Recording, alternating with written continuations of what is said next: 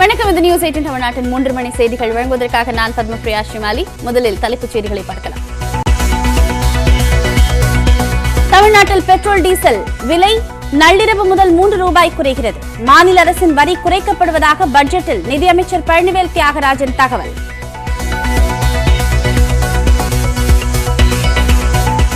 குடும்ப தலைவிகளுக்கு மாதந்தோறும் 1000 ரூபாய் வழங்குவது ஏழைகளுக்கான திட்டம். ரேஷன் கார்டில் குடும்ப தலைவரின் பெயரை மாற்ற வேண்டியது இல்லை என நிதியமைச்சர் விளக்கம்.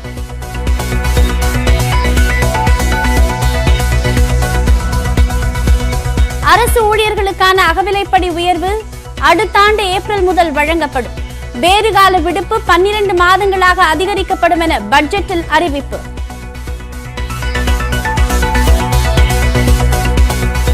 மகளிர் சுய உதவி குழுக்களுக்கு வழங்கப்பட்ட 2756 கோடி ரூபாய் கடன் தள்ளுபடி. கூட்டுறவு கடன் சங்கங்களில் பெற்ற கடன் தொடர்பாக நிதியமைச்சர் பழனிவேல் தியாகராஜன் அறிவிப்பு.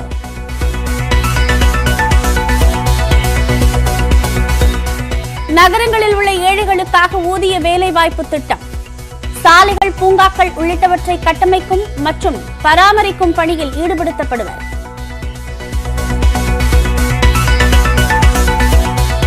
விழுப்புரம், திருப்பூர், தூத்துக்குடியில் டைடல் பார்க், மதுரையில் மெட்ரோ ரயில் திட்டத்திற்கு ஆய்வு நடத்தப்படும் என பட்ஜெட்டில் அறிவிப்பு.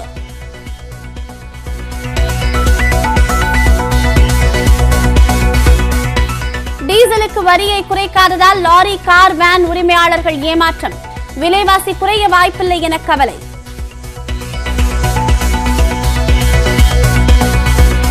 தமிழகத்தில் டாஸ்மாக் மதுக்கடை வருமானம் 35,000 கோடியாக உயர்வு என நிதித்துறை செயலாளர் கிருஷ்ணன் தகவல். டாஸ்மாக் வருவாயை நம்பி அரசு இல்லை என்றும் பேட்டி.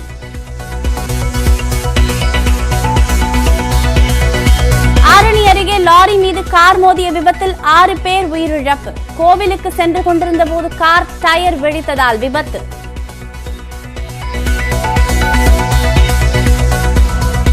மருத்துவமனையில் அனுமதிக்கப்பட்ட மதுரை ஆதீனம் பயன்படுத்தி வந்த அறைக்கு சீல். முக்கிய சொத்து ஆவணங்கள் இருப்பதால் முடிவு.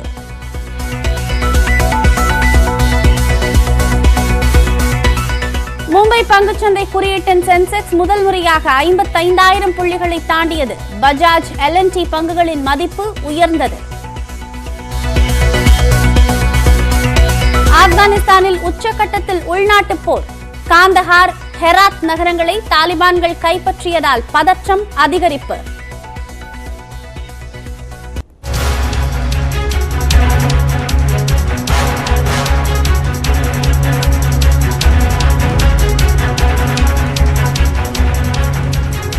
திருவண்ணாமலை மாவட்டம் ஆரணி அருகே கார் மீது லாரி மோதியதில் விபத்து ஏற்பட்டிருக்கிறது. குடும்பத்துடன் கோயிலுக்கு சென்றபோது காரின் டயர் வெடித்து இந்த விபத்து நிகழ்ந்திருக்கிறது. இந்த விபத்தில் 6 பேர் பலியாகி இருக்கிறார்கள். நமது ஆரணி செய்தியாளர் மோகன் தகவல்களோடு இணைந்திருக்கிறார். அவரிடம் பேசலாம். மோகன், தகவல்கள்.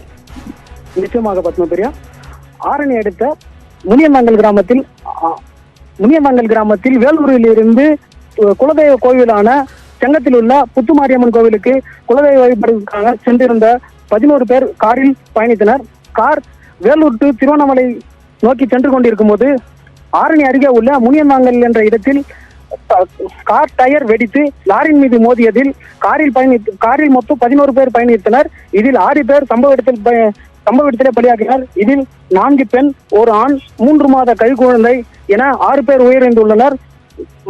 மற்ற 3 பெண்கள், 1 ஆண், 4 வயது குழந்தை இவர்கள் அனைவரும் ஆரணி மருத்துவமனையில் சிகிச்சைக்காக அனுமதிக்கப்பட்டுள்ளனர். குடும்பத்துடன் கோவிலுக்கு சென்ற போது இந்த துயர நிகழ்வு நடந்திருப்பதால் இப்பகுதியில் பெரும் பரபரப்பான நிலவி வருகிறது. சம்பவ இடத்தில் மாவட்ட காவல் கண்காணிப்பாளர் பவன்குமார் மற்றும் போலூர் வட்டாட்சியர் சம்பவ இடத்தில் விசாரணை மேற்கொண்டு வருகின்றனர். பத்மபிரியா,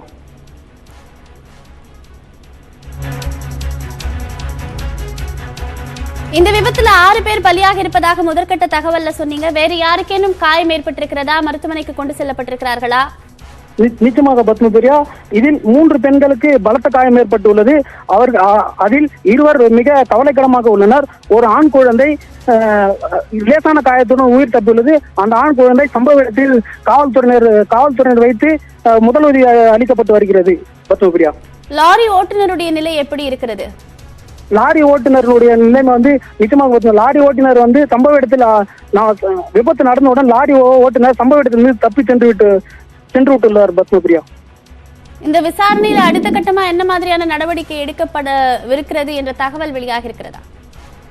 நிச்சயமாக பத்மபிரியா, லாரியானது திருவண்ணாமலையிலிருந்து ஆரணி அருகே உள்ள சந்தவாசல் நெல் கொள்முதல் நிலையத்திற்கு நெல் ஏற்றி வந்த லாரி என்பதும் இவர்கள் வேலூர் அருகே உள்ள விருப்பாச்சி கிராமத்தைச் சேர்ந்தவர்கள் என்பதும் படவீட்டில் தரிசனம் முடித்துவிட்டு படவீட்டிலிருந்து செங்கம் அருகே உள்ள புத்துமாரியம்மன் கோயிலுக்கு சென்று கொண்டிருக்கும் போதுதான் இந்த நிகழ்வு நடந்து உள்ளது. மேற்கட்ட விசாரணை சம்பவ இடத்தில் காவல்துறையினரும் மற்றும் வட்டாட்சியர் என அனைவரும் விசாரித்து வருகின்றனர் பத்மபிரியா. இந்த விபத்து எப்படி நிகழ்ந்ததுங்கிற தகவலை மீண்டும் ஒருமுறை சொல்லுங்கள் மோகன். நிச்சயமாக பத்மபிரியா, வேலூரிலிருந்து குலதெய்வ கோவில் வழிபாடுக்கு சென்று கொண்டிருந்த போது ஆரணி அருகே உள்ள படவீட்டு கோவிலில் வழிபாடு முடித்துவிட்டு ஆரணி அடுத்த செங்கம் அருகே உள்ள புத்துமாரியம்மன் கோவிலுக்கு சென்று கொண்டிருக்கும் போது ஆரணி அடுத்த முனியந்தாங்கல் என்ற கிராமத்தில் கார் சென்று கொண்டிருக்கும் போது எதிரே வேலூரிலிருந்து செங்கத்துக்கு சென்று கொண்டிருக்கும் போது திருவண்ணாமலையில் இருந்து எதிரே வந்த லாரி மீது டயர் வெடித்து நேருக்கு நேர் மோதியதில் சம்பவ இடத்திலே 6 பேர் பலியாகி உள்ளனர் பத்மபிரியா. இந்த பலியான 6 பேருடைய குடும்பத்தார் விவரங்கள் கிடைத்திருக்கிறதா? உரிய குடும்பங்களுக்கு தகவல் தெரிவிக்கப்பட்டிருக்கிறதா? அவங்க எப்போ இதுவரை அவர்களுடைய குடும்பத்தார் விவரம் தெரியவில்லை. காரில் பயணித்தவர் அனைவரும் வேலூர் மாவட்டம் விருப்பாச்சிபுரத்தைச் சேர்ந்தவர் என்பது மட்டும் தெரிய வந்துள்ளது. உறவினர்கள் யார் என்பது இதுவரை தெரியவில்லை. காவல்துறையினர் விசாரித்து வருகின்றனர். காரினுடைய பதிவெண்ணை வைத்து காவல்துறையினர் விசாரணை நடத்தி வருகின்றனர் பத்மபிரியா. நன்றி மோகன், விரிவான தகவல்களை பகிர்ந்தமைக்கு.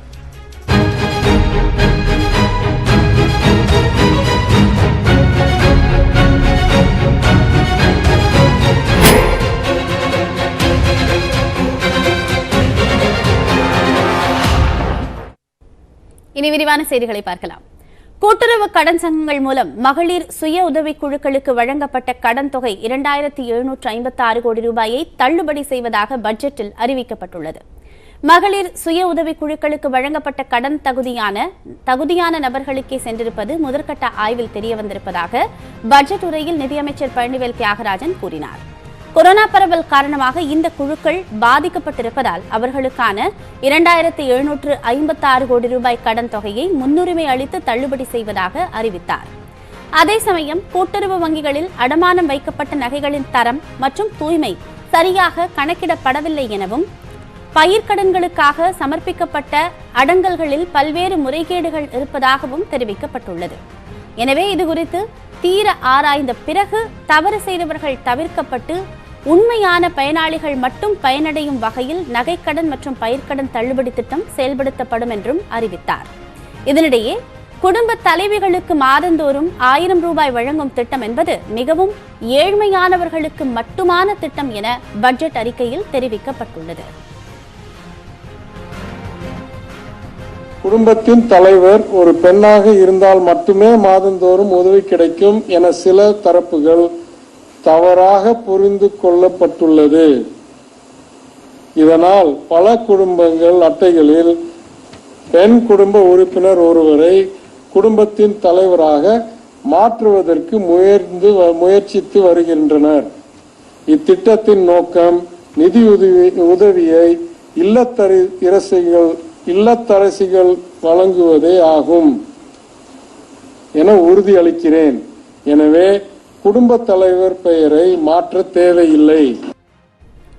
ஏழை மக்களுக்கு அடிப்படை உரிமை தொகை சென்றடைவதை உறுதி செய்ய வல்லுநர்களுடன் ஆலோசித்து தகுதி வாய்ந்த குடும்பங்களை கண்டறிய தேவையான அளவுகோல்கள் மற்றும் வழிமுறைகள் அரசு வகுத்து வருவதாக தெரிவிக்கப்பட்டுள்ளது. அதன் மூலம் தகுதி வாய்ந்த குடும்பங்கள் கண்டறியப்பட்டு குடும்ப தலைவிகளுக்கான 1000 ரூபாய் திட்டம் திறம்பட செயல்படுத்தப்படும் என பட்ஜெட்டில் அறிவிக்கப்பட்டுள்ளது. தமிழ்நாட்டில் பெட்ரோல் மீதான வரி லிட்டருக்கு 3 ரூபாய் வரை குறைப்பதாகவும் இதனால் ஆண்டுக்கு 1160 கோடி ரூபாய் வருவாய் இழப்பு ஏற்படும் என்றும் நிதியமைச்சர் தெரிவித்தார். தமிழ்நாடு முதலமைச்சர் அவர்கள் பெட்ரோல் விலை உயர்வால் பாதிக்கப்பட்ட ஏழை மற்றும் நடுத்தர வர்த்தகத்தின் வலியை உணர்ந்து பெட்ரோல் மீது விதிக்கப்படும் வரியை ரூபாய் அளவிற்கு குறைக்க ஆணையிட்டுள்ளார் என்பதை இந்த அவைக்கு தெரிவிப்பதில் மகிழ்ச்சி அடைகிறேன். பெட்ரோலுக்கான வரி 3 ரூபாய் குறைக்கப்பட்டுள்ள அதே சமயம் டீசல் தொடர்பாக எந்த அறிவிப்பும் வெளியிடப்படாததால் லாரி மற்றும் கார், வேன் உரிமையாளர்கள் கவலையடைந்திருக்கிறார்கள். இது விலைவாசியில் தாக்கம் ஏற்படும் என்றும் அவர்கள் தெரிவித்துள்ளனர். இதேபோல் அரசு போக்குவரத்து கழகங்களின் சுமையும் குறையாது என ஊழியர்கள் கவலை தெரிவித்திருக்கிறார்கள். கிராமப்புறங்களில் வீடு இல்லாதவர்களுக்கு 5 ஆண்டுகளில் 8 லட்சம் வீடுகள் கட்டித்தரப்படும் என தமிழகத்தின் நிதிநிலை அறிக்கையில் தெரிவிக்கப்பட்டுள்ளது. தமிழக சட்டப்பேரவையில் தாக்கல் செய்யப்பட்ட காகிதமில்லா நிதிநிலை அறிக்கையில் கிராமப்புற மேம்பாட்டுக்காக பல்வேறு முக்கிய அறிவிப்புகள் இடம்பெற்றுள்ளன. அதன்படி மகளிர் சுய உதவிக் குழுக்களுக்கு வங்கிகளின் உதவியுடன் 5500 கோடி ரூபாய் சிறப்பு கோவிட் கடன் உட்பட 20000 கோடி ரூபாய் கடன் வழங்க உறுதி செய்யப்பட்டுள்ளது.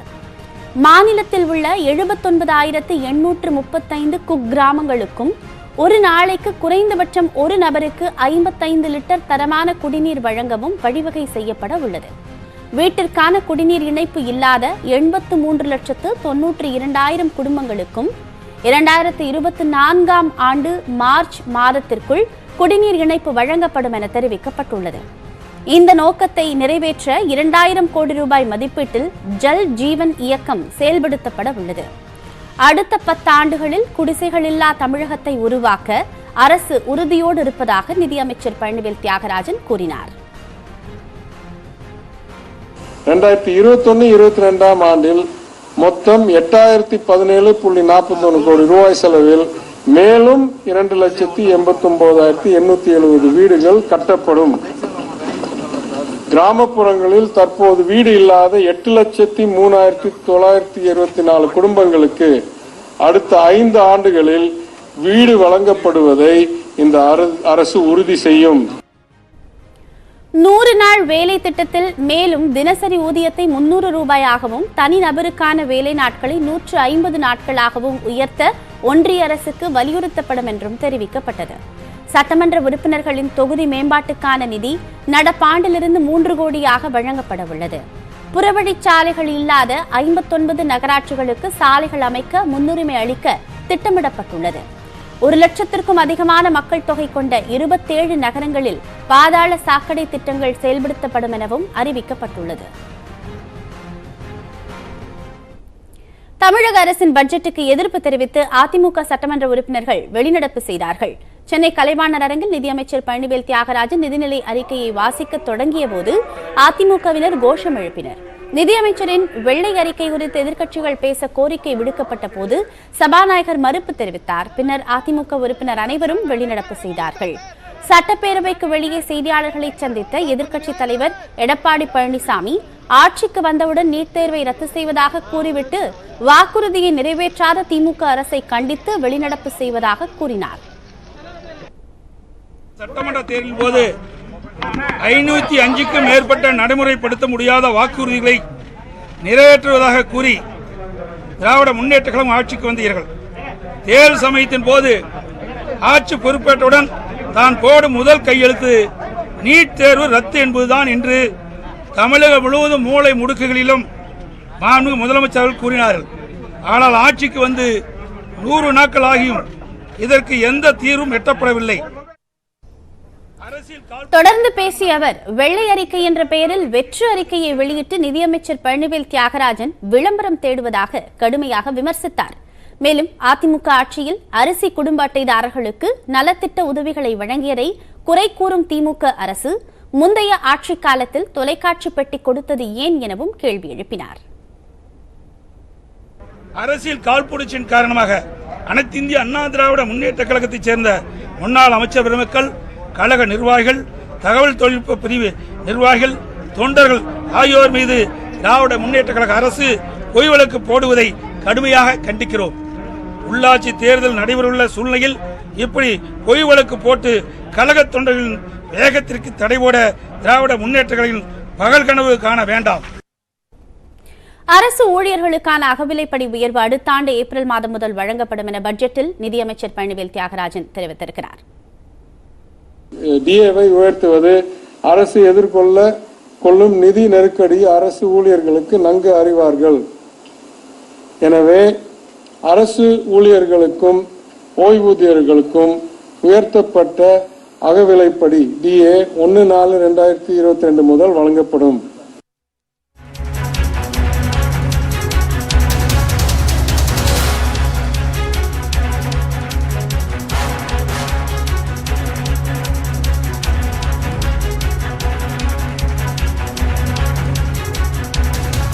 கூட்டுறவு வங்கிகளில் 5 சவரன் வரை நகைக்கடன் பெற்றவர்களின் விவரங்களை சேகரிக்க தமிழக அரசு உத்தரவிட்டிருக்கிறது. வருகின்ற 16ஆம் தேதிக்குள் விவரங்களை பதிவாளர்கள் அலுவலகத்திற்கு அனுப்ப வேண்டும் என்றும் இந்த உத்தரவில் கூறப்பட்டிருக்கிறது. விவரங்கள் செய்தியாளர் பாண்டியராஜ் வழங்க கேட்கலாம். பாண்டியராஜ், தகவல்கள்.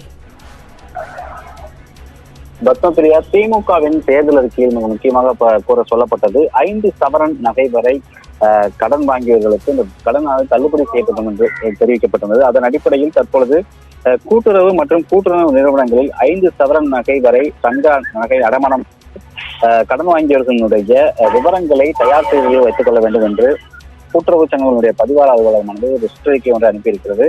இந்த சுற்றறிக்கையானது தமிழ் கூட்டுறவு வங்கிகள் மற்றும் கூட்டுறவு தொடர்பான நிறுவனங்களுக்கு அனுப்பப்பட்டக்கூடிய சூழ்நிலையில் இந்த 5 அதாவது 40 கிராம் வரை தங்கம் அளவு வைத்துக் கொண்டு கடன் பெற்றிருந்த பயனாளர்களுடைய அவங்களுடைய விவரங்கள் மற்றும் கடன் விவரங்கள், இதுவரை செலுத்திய தொகை மற்றும் இனிமேல் செலுத்த வேண்டிய தொகை உள்ளிட்ட பல்வேறு விவரங்களை சேகரித்து வைத்திருக்க வேண்டும் என்றும், மேலும் நகைக்கு ஈடாக கடன் வழங்கப்பட்டிருக்கக்கூடிய இந்த நிலையில் 31/3/2021 அன்றைய தேதி வரை நிலுவை விவரங்கள் முழுவதுமாக தயார் செய்து சங்கத்தில் தயார் வைத்துக் கொண்டு சொல்லப்பட்டிருக்கிறது. மேலும் இந்த அப்படி அளிக்கப்பட்டிருக்கக்கூடிய இந்த விவரங்களானது அவர்களுக்கு அளிக்கப்பட்டிருக்கக்கூடிய சுற்றறிக்கையினுடைய ஒரு எக்ஸல் சீட் ஒன்று அனுப்பப்பட்டிருக்கிறது. அந்த சீட்டில் முழுமையாக அந்த நிறுவனங்கள் வாரியான தொகுப்பை என்று சொல்லக்கூடிய தொடர்புடைய அலுவலர்களுக்கு அனுப்பி வைக்க வேண்டும். அதே சமயத்தில் அதை தயார் செய்து வைத்திருக்க வேண்டும் என்ற ஒரு சுற்றறிக்கையை தற்பொழுது அனுப்பி இருக்கிறது. பத்மபிரியா, நன்றி பாண்டியராஜ், தகவல்களை பகிர்ந்தமைக்கு.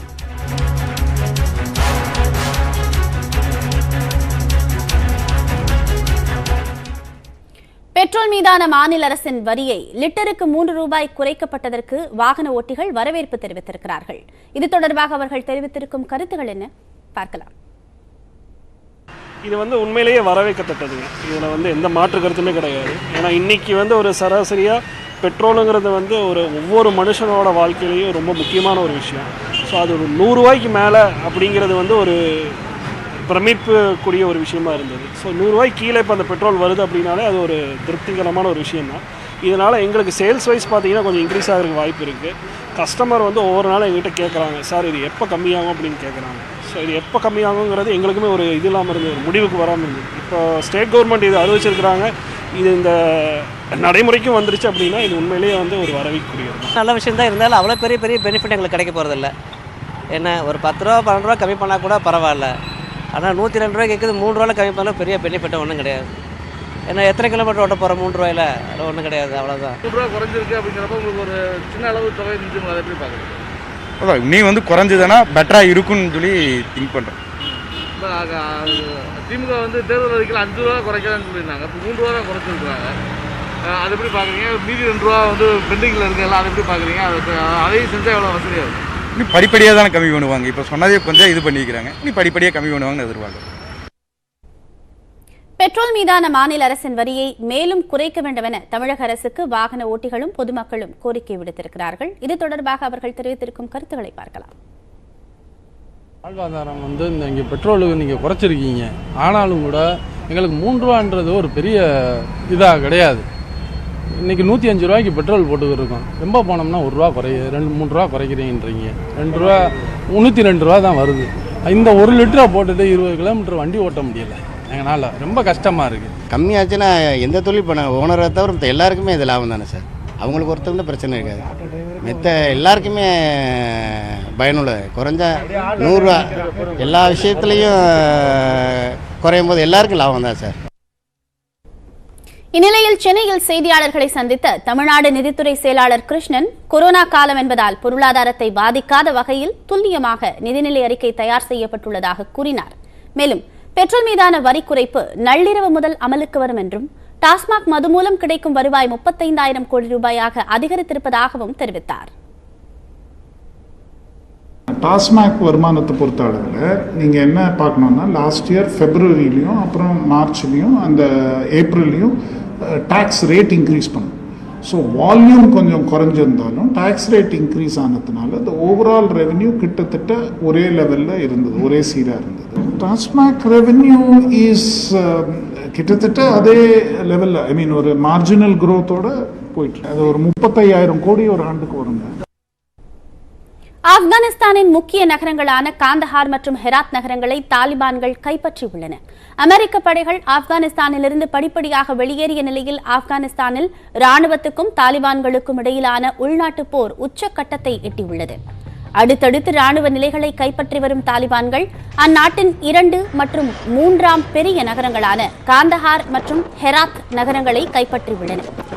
இந்த நிலையில் ஆப்கானிஸ்தான் தலைநகர் காபூலில் வசிக்கும் அமெரிக்கர்களையும் அமெரிக்க தூதரக அதிகாரிகளையும் மீட்டுச் செல்ல அமெரிக்கா 3000 கடற்படை மற்றும் 4000 ராணுவ வீரர்களை அனுப்பி வைத்துள்ளது.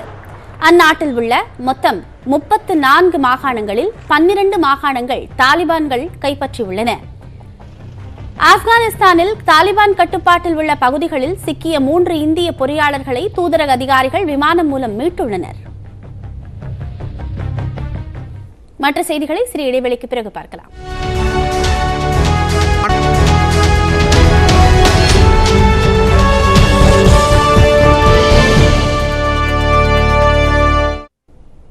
சிவகங்கை மாவட்டம் காளையார் கோவிலில் யூனியன் கவுன்சில் கூட்டத்தில் அதிமுகவினரிடையே கடும் மோதல் ஏற்பட்டிருக்கிறது. இது தொடர்பாக நமது செய்தியாளர் சிதம்பரநாதன் தரும் கூடுதல் தகவல்களை கேட்டு பெறலாம். சிதம்பரநாதன், என்ன நடந்தது?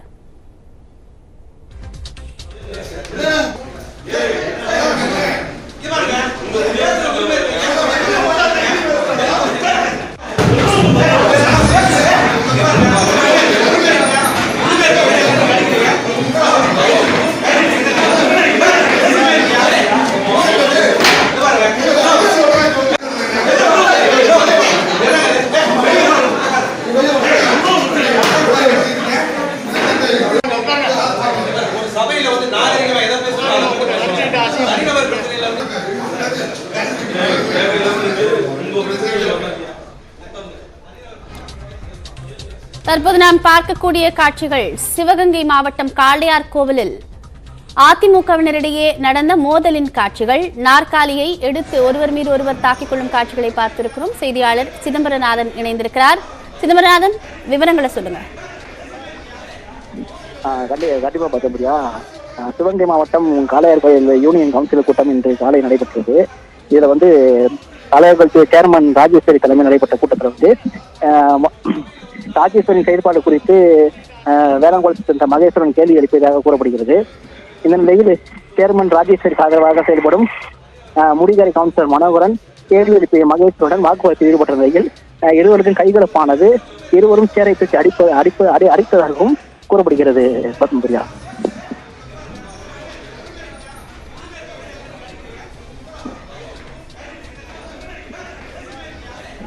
நன்றி சிதம்பரநாதன், தகவல்களை பகிர்ந்தமைக்கு. இனி விரைவுச் செய்திகள் சிலவற்றை பார்க்கலாம். குறைந்த நோய் எதிர்ப்பு சக்தி கொண்டவர்களுக்கு கூடுதல் கொரோனா தடுப்பூசியை செலுத்த அமெரிக்க அரசு ஒப்புதல் அளித்துள்ளது. சர்வதேச அளவில் பல்வேறு தடுப்பூசிகளுக்கு ஒப்புதல் வழங்கப்பட்டு ஒவ்வொரு நபருக்கும் 2 டோஸ்கள் செலுத்தப்படுகின்றன. இதனிடையே டெல்டா வகை கொரோனா பரவல் அதிகரித்துள்ளதால் கூடுதலாக மேலும் ஒரு தடுப்பூசி டோஸை செலுத்திக் கொள்ள பலரும் ஆர்வம் காட்டி வருகின்றனர். இந்நிலையில் உடல் உறுப்பு மாற்று அறுவை சிகிச்சை, புற்றுநோய் உள்ளிட்ட நோய்களால் பாதிக்கப்பட்ட நோய் எதிர்ப்பு சக்தி குறைவாக உள்ள நபர்களுக்கு கூடுதல் தடுப்பூசி டோஸை செலுத்த அமெரிக்காவின் உணவு மற்றும் மருந்து கட்டுப்பாட்டு நிர்வாகம் ஒப்புதல் அளித்துள்ளது. உத்தரப்பிரதேசம் உள்ளிட்ட வட மாநிலங்களில் மின்னல் தாக்கி உயிரிழந்தவர்களின் எண்ணிக்கை 71ஆக அதிகரித்துள்ளது. ஜூலை 19 முதல் பெய்து வரும் பருவமழையால் இமாச்சல பிரதேசத்தின் பல இடங்களில் நிலச்சரிவு ஏற்பட்டுள்ளது. வெள்ளப்பெருக்கால் மந்தி பதான்கோட் நெடுஞ்சாலையில் போக்குவரத்து துண்டிக்கப்பட்டுள்ளது. இந்நிலையில் உத்தரப்பிரதேசத்தில் மட்டும் இதுவரை மின்னல் தாக்கி 42 பேர் உயிரிழந்துள்ளனர். மத்திய பிரதேசத்தில் 2 சிறுவர்கள் உட்பட 6 பேரும், ராஜஸ்தானில் 23 பேரும் மின்னல் தாக்கி பலியாகியுள்ளனர். இங்கிலாந்தின் பிளைமவுத் அருகே நடைபெற்ற துப்பாக்கிச் சூட்டில் 3 பெண்கள் உட்பட 6 பேர் உயிரிழந்தனர். கீகாம் பகுதியில் உள்ள வீட்டுக்குள் கதவை அடைத்துக் கொண்டு நுழைந்த மர்ம நபர் அங்கிருந்த ஒரு பெண் மற்றும் 5 வயது சிறுமியை சுட்டுக் கொண்டுள்ளார். இதனையடுத்து அங்கிருந்து வெளியேறிய அவர் சாலையில் நடந்து சென்றவர்கள் மீது கண்மூடித்தனமாக தாக்குதல் நடத்தியுள்ளார். இதில் 2 பேர் சம்பவ இடத்திலேயே உயிரிழக்க பெண் ஒருவர் சிகிச்சை பலனின்றி மருத்துவமனையில் பலியானார். இதனிடையே துப்பாக்கிச்சூடு நடத்திய நபரும் பிணமாக மீட்கப்பட்டுள்ளார். இது தீவிரவாத தாக்குதல் கிடையாது என்றும் அதே சமயம் தாக்குதலுக்கான காரணம் தொடர்பாக விசாரணை நடத்தி வருவதாகவும் காவல்துறை தரப்பில் தெரிவிக்கப்பட்டுள்ளது.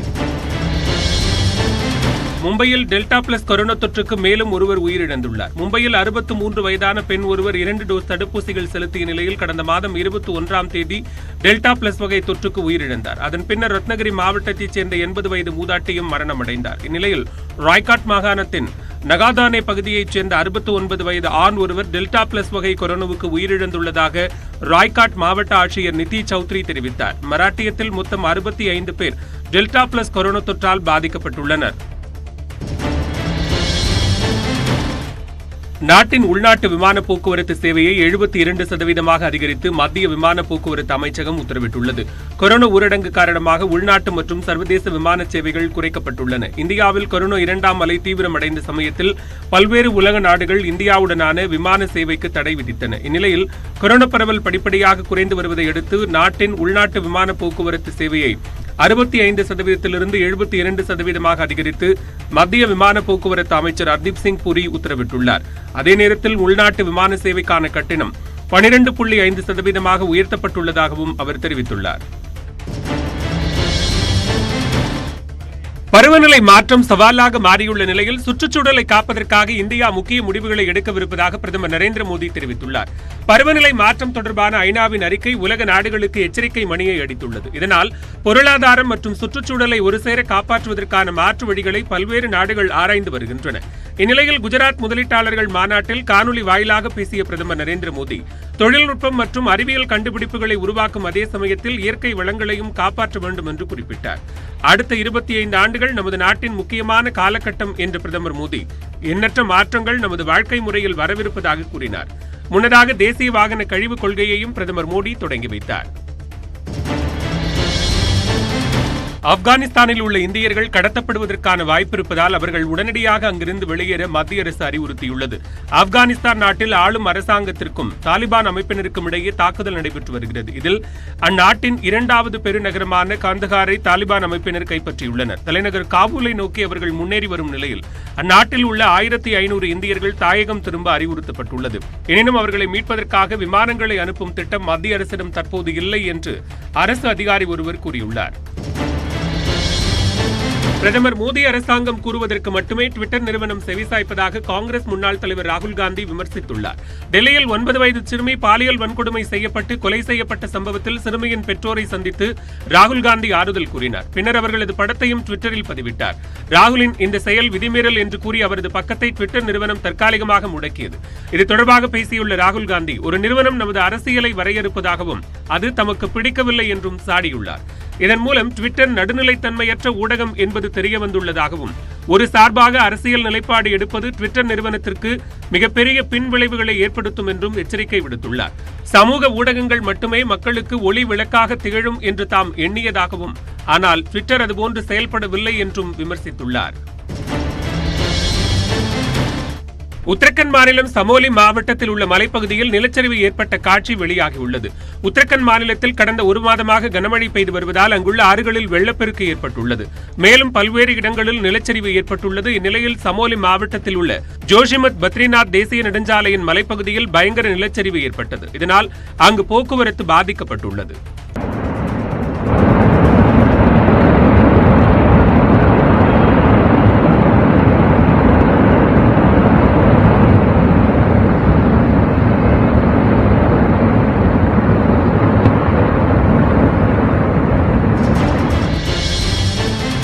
மும்பை பங்குச்சந்தையான சென்செக்ஸ் வரலாறு காணாத உச்சமாக 55,000 புள்ளிகளை கடந்துள்ளது. காலை வர்த்தக நேரம் தொடங்கியதுமே சென்செக்ஸ் ஏறுமுகமாக இருந்ததை அடுத்து பஜாஜ், L&T, ஹிண்டால்கோ, HDFC வங்கி உள்ளிட்ட பல்வேறு நிறுவனங்களின் பங்குகள் அதிக லாபத்தை பெற்றன. இதேபோன்று தேசிய பங்குச்சந்தையான நிப்டியும் 110 புள்ளிகள் வரை உயர்ந்து 16,470 புள்ளிகளில் வர்த்தகம் நடைபெற்றது.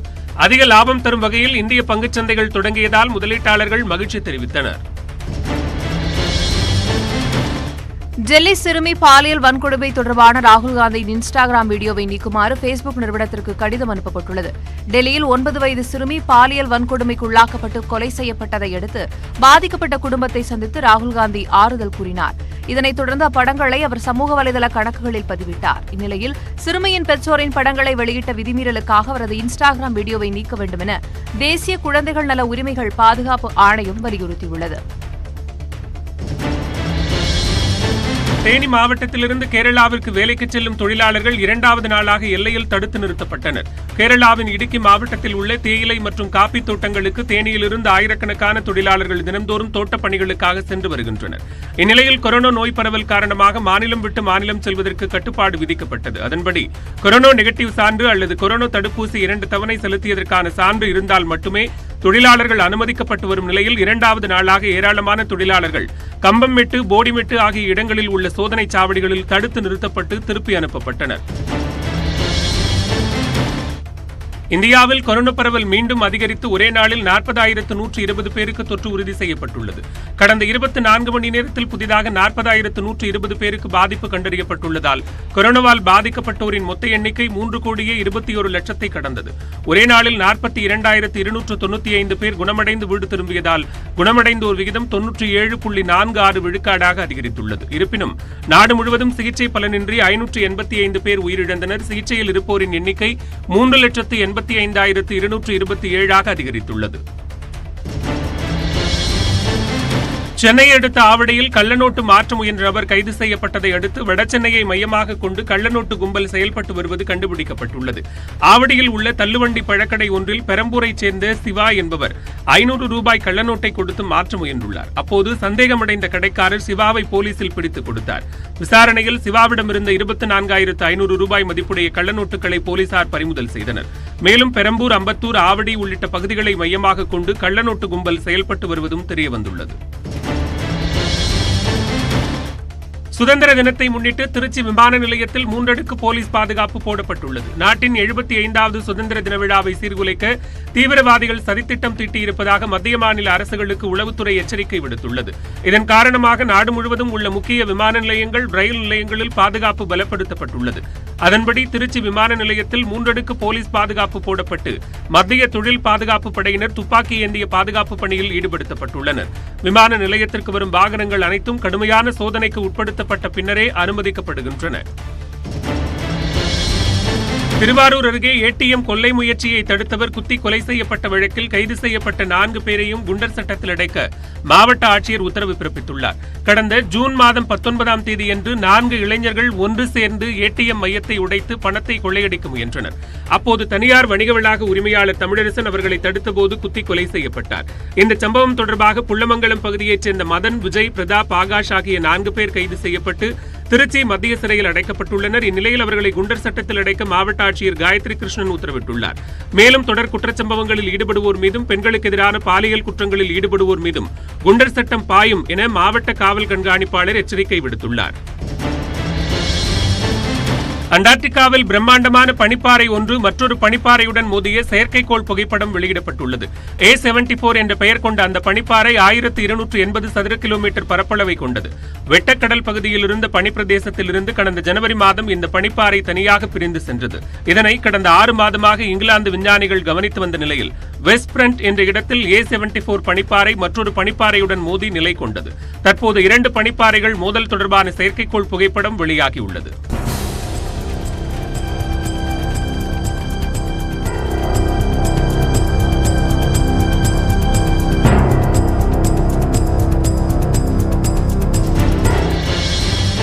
இமாச்சல பிரதேச மாநிலம் கின்னார் மாவட்டத்தில் நிலச்சரிவில் சிக்கி உயிரிழந்தோரின் எண்ணிக்கை 16ஆக உயர்ந்துள்ளது. கின்னார் மாவட்டம் ராம்பூர் ஜூரி மலைப்பாதையில் 22 பயணிகளுடன் பேருந்து சென்று கொண்டிருந்தது.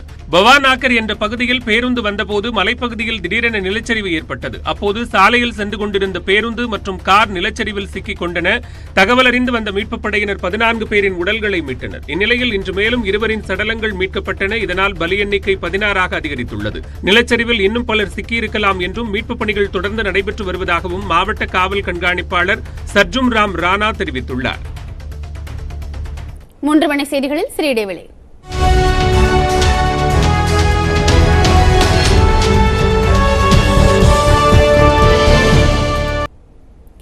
தமிழ் ஆய்வுத்துறை, காடு வளர்ப்பு உள்ளிட்ட துறைகளில் புதிய அறிவிப்புகளும் நிதிநிலை அறிக்கையில் இடம் பிடித்துள்ளன. செம்மொழி தமிழாய்வு மத்திய நிறுவனத்திற்கு புத்துயிர் அளிக்கப்படும் என்று அறிவித்திருக்கும் அரசு 2010ஆம் ஆண்டிலிருந்து அளிக்கப்படாமல் இருக்கும் மு. கருணாநிதி செம்மொழி தமிழ் விருது இனி ஆண்டுதோறும் ஜூன் 3ஆம் தேதி அளிக்கப்படும் என்று அறிவிக்கப்பட்டுள்ளது. இந்த விருது பெறுவோருக்கு 10 லட்சம் ரூபாய் பரிசும் அறிவிக்கப்பட்டுள்ளது. சிறப்பு பொது விநியோக திட்டத்தின் கீழ் மானிய விலையில் பருப்பு மற்றும் சமையல் எண்ணெய் நடப்பு நிதியாண்டிலும் செயல்படுத்தப்படுவதோடு உணவு மானியத்துக்கு 8437 கோடி ரூபாய் ஒதுக்கப்பட்டுள்ளது. காடு மற்றும் மரங்களின் அடர்த்தியை 33 விழுக்காடாக உயர்த்த பசுமை இயக்கம் ஏற்படுத்தப்பட்டு பெரும் மரம் நடும் திட்டம் அடுத்த 10 ஆண்டுகளில் செயல்படுத்த முடிவு செய்யப்பட்டுள்ளது. 1200 கோடி ரூபாய் செலவில் நடப்பு நிதியாண்டில் அண்ணா மறுமலர்ச்சி திட்டம் தொடங்கப்பட உள்ளதாக அறிவிக்கப்பட்டுள்ளது. நகர்ப்புற உள்ளாட்சி அமைப்புகளுக்கு உதவும் வகையில் கலைஞர் நகர்ப்புற மேம்பாட்டு திட்டம் என்ற பெயரில் 1000 கோடி ரூபாய் நிதியில் திட்டம் ஒன்றும் அறிவிக்கப்பட்டுள்ளது. துணி நூல் துறையில் கவனம் செலுத்துவதற்காக ஒரு தனி இயக்குநரகம் உருவாக்கப்படும் என்றும் பட்ஜெட்டில் அறிவிக்கப்பட்டுள்ளது. இந்த நிலையில் திமுக தேர்தல் அறிக்கையில் கூறியது போலவே டீசலுக்கும் லிட்டர் 4 ரூபாய் குறைக்க வேண்டும் என்று மாநில லாரி உரிமையாளர்கள் சங்கத்தின் செயலாளர் தனராஜ் கோரிக்கை விடுத்திருக்கிறார். இது தொடர்பாக அவர் பேசினார். பெட்ரோல் விலை குறைப்பால் மக்களின் விலைவாசி உயர்வு குறையாது என்று குறிப்பிட்டார். தமிழக அரசு நாங்கள் பெரிதும் எதிர்பார்த்து என்னன்னு கேட்டாங்கன்னா, எங்களை கொஞ்சமாவது வாழ்வாதாரத்தை மேம்படுத்த இந்த டீசல் விலையை குறைப்பாங்கன்னு தான் எதிர்பார்த்தோம். டீசல் விலை உண்டான வரிகளை இதுவரை குறைக்கல. இது எங்களுக்கு பெரிய ஏமாற்றமாக இருக்குது. அதாவது ஒரு லாரி உரிமையாளர்கள்லாம் மட்டும் கிடையாது, லாரி 4,65,000 லாரிகள் இருக்குது. அதை விட இலகு ரக வாகனங்கள்னு சொல்லப்போனால் அது ஒரு 12 லட்சம், கிட்டத்தட்ட 20 லட்சம் லாரிகள் இருக்குது. நம்ம நிதியமைச்சர் சொல்லியிருக்காரு 2 கோடி பேர் வாகனங்கள் இருக்கிறதுனால பெட்ரோல் விலையினால பொதுமக்கள் பயனடைவாங்கன்ட்டு. நாங்கள் அப்படி இல்லை. எங்களுடைய வாழ்வாதாரம் பல கோடி பேர் எங்களை நம்பி, எங்கள் தொழிலை நம்பி, லாரி உரிமையாளர்களுடைய தொழிலை நம்பி இருக்காங்க. இன்னொன்று, எங்களுடைய சப்போஸ் ஒரு ரூபா 2 ரூபா வாடகை உயர்த்துங்கிற பட்சத்தில் இது பொதுமக்களை தான் நேரடியாக பாதிக்கும். மதுரை ஆதீனம் மருத்துவமனையில் அனுமதிக்கப்பட்டுள்ள நிலையில் மடத்தில் உள்ள அவரது அறை பூட்டி சீல் வைக்கப்பட்டுள்ளது. மதுரை ஆதீன மடத்தின் 292வது பீடாதிபதியான அருணகிரிநாதர் சுவாச கோளாறு காரணமாக நேற்று அப்போலோ மருத்துவமனையில் அனுமதிக்கப்பட்டார். 77 வயதான அவரது உடல்நிலை சற்று கவலைக்கிடமாக உள்ளதால் தீவிர சிகிச்சை அளிக்கப்பட்டு வருவதாக மருத்துவமனை நிர்வாகம் தெரிவித்திருக்கிறது. இந்நிலையில் மதுரை ஆதீன மடத்தில் அருணகிரிநாதர் பயன்படுத்திய அறையை வேறு யாரும் பயன்படுத்தக்கூடாது எனும் நோக்கில் பூட்டி சீலிடப்பட்டுள்ளது. அந்த அறையில் மடத்தின் சொத்து விவரங்கள் உள்ளிட்ட முக்கிய ஆவணங்கள் இருப்பதால் தருமபுரம் ஆதீனம் முன்னிலையில் நேற்றிரவு அந்த அறைக்கு சீல் வைக்கப்பட்டது. அருணகிரிநாதர் மருத்துவமனையில் உள்ள சூழலில் நித்யானந்தா தன்னை மதுரை ஆதீனத்தின் 293வது பீடாதிபதியாக அறிவித்துக் கொண்ட நிலையில் ஆதீனத்தின் அறை பூட்டி சீல் வைக்கப்பட்டது குறிப்பிடத்தக்கது. துருக்கியின் வடக்கு மாகாணங்களில் ஏற்பட்ட வெள்ளத்தில் சிக்கி உயிரிழந்தவர்களின் எண்ணிக்கை 9ஆக உயர்ந்துள்ளது. துருக்கியில் அடுத்தடுத்து ஏற்படும் இயற்கை சீற்றங்கள் பொதுமக்களை வாட்டி வதைத்து வருகின்றன. கடந்த மாத இறுதியில் 53 மாகாணங்களில் ஏற்பட்ட காட்டுத்தீயை அணைக்கும் பணிகள் தற்போது வரை தொடர்ந்து நடைபெற்று வருகின்றன. இதில் ஆயிரக்கணக்கான ஏக்கர் வனப்பகுதி எரிந்து நாசமாகியுள்ளது.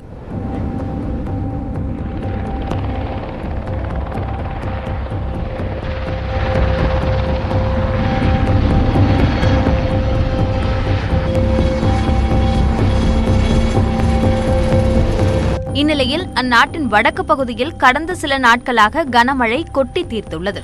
இதனால் கருங்கடலை ஒட்டியுள்ள பாட்டின், கஷ்டமோனு, சினோப் மற்றும் சாம்சன் ஆகிய மாகாணங்கள் வெள்ளத்தால் சூழ்ந்துள்ளன. குறிப்பாக வடக்கு கஷ்டமேனு மாகாணத்தில் அதிக பாதிப்பு ஏற்பட்டுள்ளது. ஆறுகளில் பெருக்கெடுத்த வெள்ளத்தால் பாலங்கள் அடித்துச் செல்லப்பட்டன. மண் சரிவால் ஆற்றங்கரையோரம் இருந்த கட்டடங்கள் முற்றிலும் நிலைகுலைந்து சரிந்து விழுந்துள்ளன. ஒரு சில கட்டடங்கள் ஆபத்தான நிலையில் சேதமடைந்து காணப்படுகின்றன.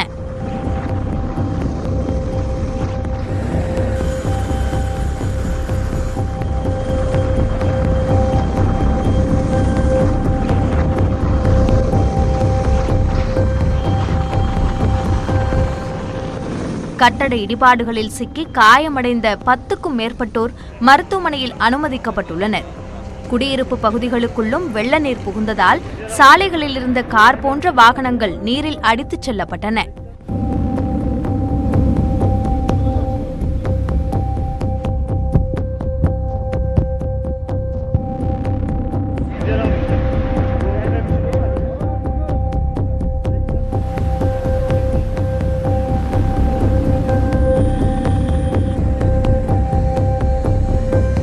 சாலைகள் முழுவதும் சேரும் சகதியுமாக காட்சியளிக்கின்றன. இதனிடையே வெள்ளம் மற்றும் இடிபாடுகளில் சிக்கி 9 பேர் பலியாகியுள்ளனர். அதே சமயம் வெள்ளத்தில் சிக்கிய 1000த்திற்கும் மேற்பட்டோர் மீட்கப்பட்டு முகாம்களில் தங்க வைக்கப்பட்டுள்ளனர்.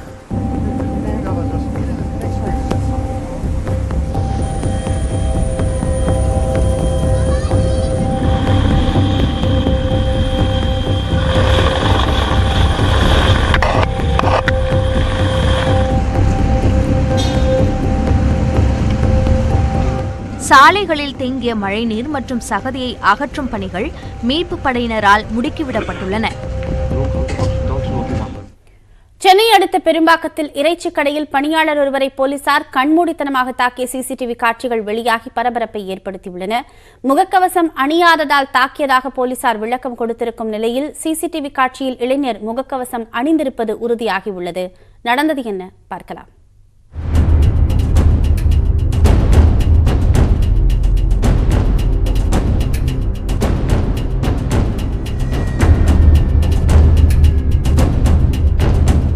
இறைச்சி கடையில் பணியில் இருந்த இளைஞர் சமீரை பெரும்பாக்கம் காவல் நிலைய உதவி ஆய்வாளர் ஷூ காலால் மிதிக்கும் பதபதைக்கும் காட்சிதான் இவை.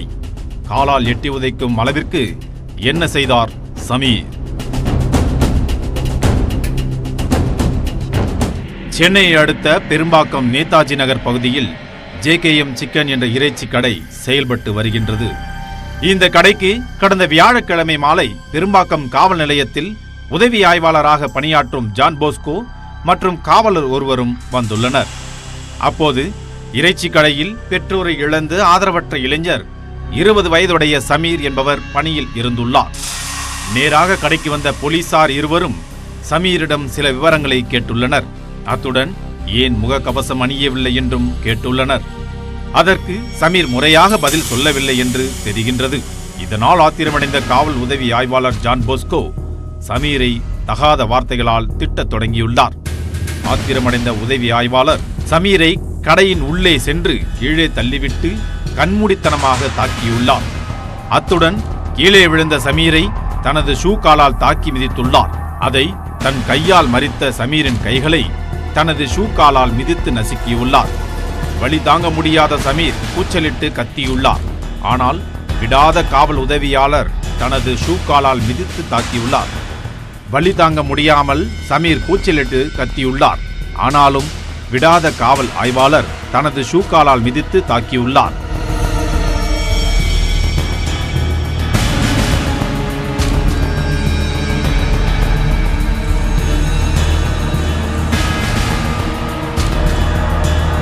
சமீரின் சத்தம் கேட்டு வந்த அக்கம்பக்கத்தினர் நடக்கும் கொடுமையை பார்த்து போலீசாரை கடையின் உள்ளே வைத்து பூட்டிவிட்டு பெரும்பாக்கம் காவல் ஆய்வாளருக்கு தகவல் கொடுத்துள்ளனர். சம்பவ இடத்துக்கு வந்த காவல் ஆய்வாளர் மகுடேஸ்வரி கடையின் பூட்டை திறந்து இளைஞரையும் போலீசாரையும் மீட்டுள்ளனர். பாதிக்கப்பட்ட இளைஞர் சமீர் மருத்துவமனையில் சிகிச்சைக்காக சேர்க்கப்பட்டுள்ள நிலையில் இந்த சம்பவம் தொடர்பான சிசிடிவி காட்சி தற்போது வெளியாகி வைரலாகி வருகின்றது. மேலும் சம்பவம் தொடர்பாக எந்த புகாரும் கொடுக்க வேண்டாம் என்றும் இனி இது போன்று நடக்காது என்றும் போலீசார் வணிகர்களிடமும் பாதிக்கப்பட்ட இளைஞரிடமும் பேச்சுவார்த்தை நடத்தி சுமூகமாக சென்றுள்ளதாக தெரிகின்றது. சமீர் தகாத வார்த்தை பேசியதால் தான் போலீசார் தாக்கியதாகவும் போலீசார் தரப்பில் விளக்கம் கொடுக்கப்பட்டுள்ளது. என்னவாக இருந்தாலும் சாதாரண முகக்கவசம் அணியாத பிரச்சினைக்கு இளைஞர் ஷூ காலால் தாக்கப்பட்ட விவகாரம் அப்பகுதியில் பரபரப்பை ஏற்படுத்தியுள்ளது.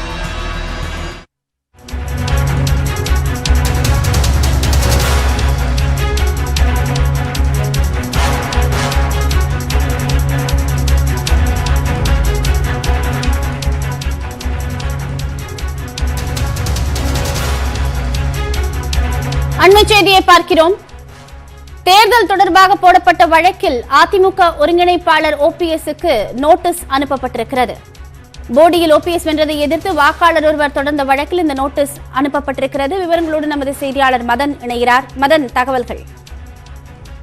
சமீபத்தில் நடந்து முடிந்த சட்டமன்ற தேர்தலில் தேனி மாவட்டம் போடி நாயக்கர் தொகுதியில் அதிமுக சார்பில் போட்டியிட்ட முன்னாள் துணை முதல்வர் O பன்னீர்செல்வம் தன்னை எதிர்த்து போட்டியிட்ட திமுக வேட்பாளர் தங்க தமிழ்ச்செல்வனை விட 11,071 வாக்குகள் அதிகமாக வாக்குகள் பெற்று வெற்றி பெற்றிருந்தாரு. இதையடுத்து பன்னீர்செல்வம் வெற்றி பெற்றதை எதிர்த்து அந்த தொகுதியின் வாக்காளர் மிலானி என்பவர் சென்னை உயர்நீதிமன்றத்தில் ஒரு தேர்தல் வழக்கு தொடர்ந்திருந்தார். அந்த மனுவை பார்க்கும்போது, அதாவது வெற்றி பெற்ற பன்னீர்செல்வம் தாக்கல் செய்த அந்த வேட்பு மனுவில் குறைபாடுகள் இருந்ததாகவும், அது மட்டுமில்லாமல் தன்னுடைய அந்த வேட்பு மனுவில் தன்னுடைய கடன் மதிப்பை குறைத்து காட்டியதாகவும் அவர் தெரிவித்திருந்தார். இந்த வழக்கை விசாரித்த நீதிபதி பாரதிதாசன் இது மனு தொடர்பாக செப்டம்பர் 24ஆம் தேதிக்குள் பதிலளிக்க வேண்டும் என தேர்தல் ஆணையம், அதிமுக எம்எல்ஏ பன்னீர்செல்வம் ஆகியோருக்கு உத்தரவிட்டுள்ளார்கள். இதே போல இன்னொரு வழக்கும் வந்தது. அதாவது சேப்பாக்கம் திருவல்லிக்கேணி தொகுதி திமுக எம்எல்ஏ உதயநிதி ஸ்டாலின் வெற்றி எதிர்த்து ஒரு வழக்கம் தொடரப்பட்டது. இந்த வழக்கை எம்எல் ரவி என்பவர் தொடர்ந்தார். ஆனால் இந்த வழக்கு விசாரணைக்கு வரும்போது தன்னுடைய நீதிமன்ற கட்டணத்தை தான் செலுத்தாததால் தான் தொடர்ந்த வழக்கை திரும்ப பெற்றுக் கொள்வதாக மனுதாரர் தரப்பு தெரிவிக்கப்பட்டது. எனவே இதை தொடர்பாக மனு தாக்கல் செய்ய வேண்டும் என அந்த மனுதாரருக்கு அறிவுறுத்திய நீதிபதி இந்த வழக்கு விசாரணை மீண்டும் 2 வாரம் தள்ளி வைத்துள்ளார். நன்றி மதன், தகவல்களை பகிர்ந்தமைக்கு.